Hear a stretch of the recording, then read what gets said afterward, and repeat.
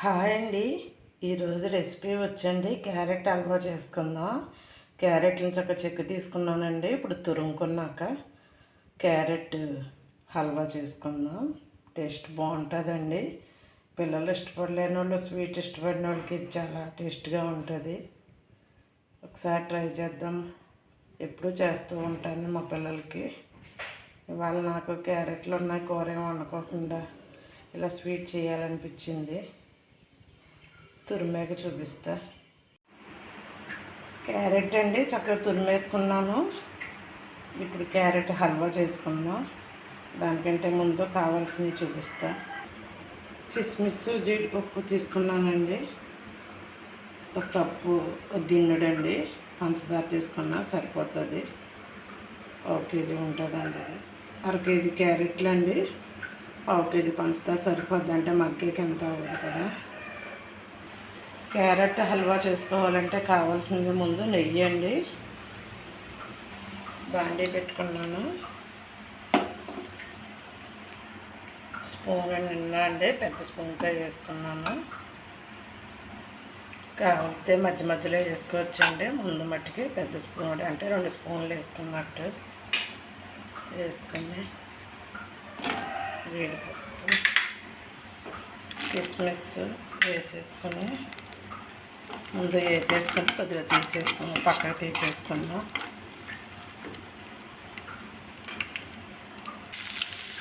వేగిపోయినాయండి, తీసేసుకున్నాం. చక్కగా వేపుకొని తీయేసుకున్నానండి. ఇప్పుడు క్యారెట్ వేసి వేపుకుందామండి.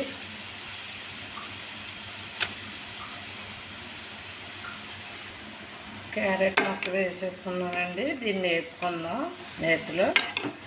సరే కదా, మళ్ళీ కొద్దిగా నెయ్యి వేసుకున్నానండి. వేసినప్పుడు ఇబ్బంది పడుతుంది, మాడద్దేమో అని. నేతిలో వేగితే పచ్చివాసన పోతుంది. ముందు క్యారెట్, పాలండి ఇవి. క్యారెట్ ఫ్రై వేగిపోయిందండి. ఈ పాలు పచ్చిపాలండి, ఇందులో కొద్దిగా పోసుకుందాం.